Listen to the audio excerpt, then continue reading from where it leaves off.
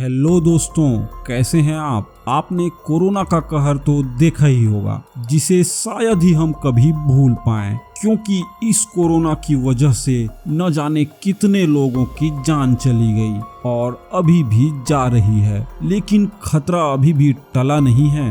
ये सुनने के बाद शायद आपके पैरों तले जमीन खिसक जाए कि एक और वायरस बहुत ही जल्द इस दुनिया में दस्तक देने वाला है, जिसका कारण कोई जानवर या पक्षी नहीं बल्कि बर्फ होने वाला है। अब आप भी सोच रहे होंगे कि आखिर बर्फ से कैसा वायरस और कैसा खतरा, जानने के लिए बने रहें वीडियो के अंत तक। दोस्तों, इंसान ने जितना इस प्रकृति को नुकसान पहुंचाया है, अब उन सब का धीरे धीरे सजा भुगतने का समय आ रहा है। पिछले कुछ सालों से जलवायु परिवर्तन के कारण दुनिया भर में अजीबोगरीब घटनाएं होती आ रही हैं, कब कोरोना की वजह से तो कब कुछ और। दोस्तों, आने वाली अगली महामारी दुनिया भर में पिघल रही बर्फ से आ सकती है। इसका दावा proceedings of the royal society B biological science journal में प्रकाशित किया गया है।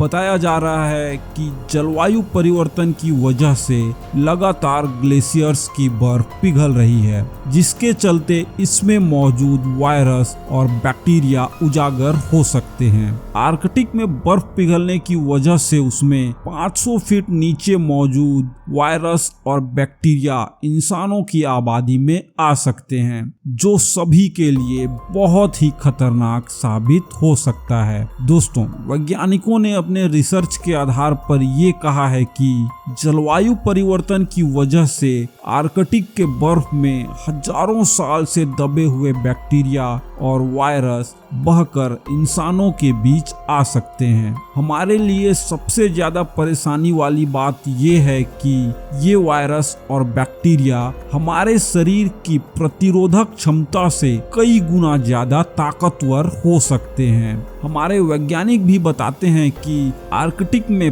परमाफ्रॉस्ट भी पिघल रहा है, जिसमें सदियों से बहुत सारे वायरस और बैक्टीरिया छिपे हुए हैं। आपको बता दें कि परमाफ्रॉस्ट हमारी धरती का वो हिस्सा होता है जो कम से कम 2 सालों से ज्यादा वक्त से पानी के जमने वाले तापमान से काफी कम तापमान पर धरती के नीचे मौजूद रहता है। हालांकि ये काफी सख्त होता है, लेकिन तापमान बढ़ने की वजह से ये धीरे धीरे पिघलने लगता है। इतना ही नहीं, इनमें रासायनिक कचरा यानी कि न्यूक्लियर वेस्ट भी मौजूद रहता है। आपको बता दें कि स्थायी भूमि से जमी हुई भूमि उत्तरी गोलार्ध में लगभग 23 मिलियन वर्ग किलोमीटर के क्षेत्र को कवर करती है, जो कि 10 लाख साल पुरानी है। एक नए अध्ययन से पता चला है कि वायरस और एंटीबायोटिक प्रतिरोधी बैक्टीरिया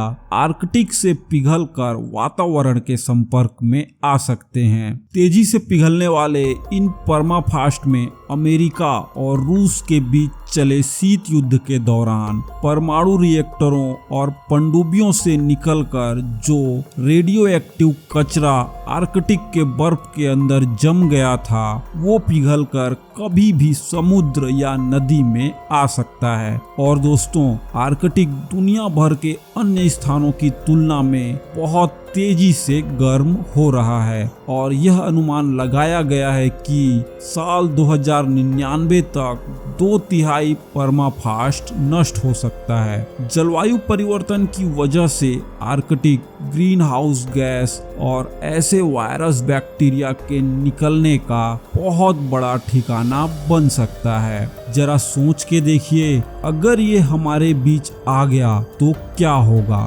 क्योंकि हमें इसका ट्रेलर या फिर यूं कहें कि पूरी पिक्चर तो कोरोना दिखा ही चुका है। दोस्तों, अब हम बात करते हैं इस टॉपिक पर कि ये कैसे इंसानों के लिए खतरनाक साबित हो सकता है। नेचर क्लाइमेट चेंज नामक पत्रिका में प्रकाशित एक रिसर्च के अनुसार परमाफ्रॉस्ट के गायब होने से सिर्फ एक ही खतरा नहीं बल्कि इसके नुकसान इंसानी सोच से कहीं ज्यादा हो सकते हैं। इसमें बैक्टीरिया, वायरस, परमाणु और अपशिष्ट विकिरण के साथ ही घातक रसायन भी बहने की संभावना है। इस रिसर्च को लिखने वाले वैज्ञानिक ने कहा है कि आर्कटिक का क्रायोस्फीयर ढह रहा है, जिससे पर्यावरणीय जोखिम भी पैदा हो सकता है। इसमें विशेष रूप से परमाफ्रॉस्ट पिघलने से जैविक, रासायनिक और रेडियोधर्मी पदार्थों के बाहर निकलने की खतरनाक आशंका है,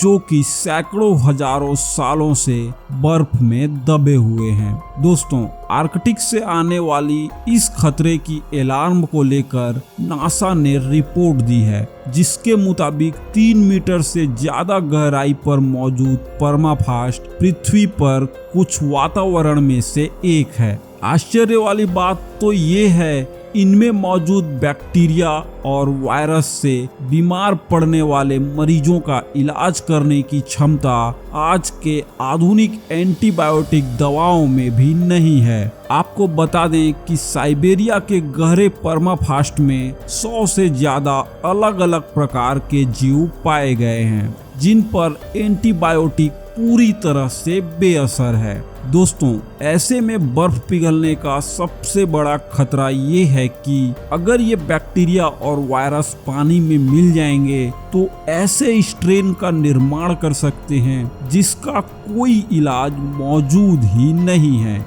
रिपोर्ट के मुताबिक पिछले 70 सालों में 1000 इंसानी बस्तियां, सैन्य योजनाएं और वैज्ञानिक परियोजनाएं परमाफ्रॉस्ट पर बनाई गई हैं, जिसकी वजह से परमाफ्रॉस्ट के प्रदूषित होने और तेजी से पिघलने की आशंका काफी ज्यादा बढ़ चुकी है। दोस्तों, शोध पत्र में कहा गया है कि हम काफी तेजी से ऐसा काम कर रहे हैं जिससे प्रकृति को गहरा नुकसान पहुंच रहा है, जिसकी वजह से इंसान जोखिम में फंस सकता है। इतना सब हो जाने के बाद भी हम इंसानों को ये समझ नहीं आया कि हमें प्रकृति के साथ कैसे रहना चाहिए। आपका क्या ख्याल है? क्या हमें हमारी प्रकृति के लिए कुछ करना चाहिए या फिर ऐसे ही सब कुछ छोड़ देना चाहिए? हमें कमेंट में जरूर बताएं और जितना हो सके इस वीडियो को शेयर कर दें, जिससे लोग प्रकृति को नुकसान पहुंचाना बंद कर दें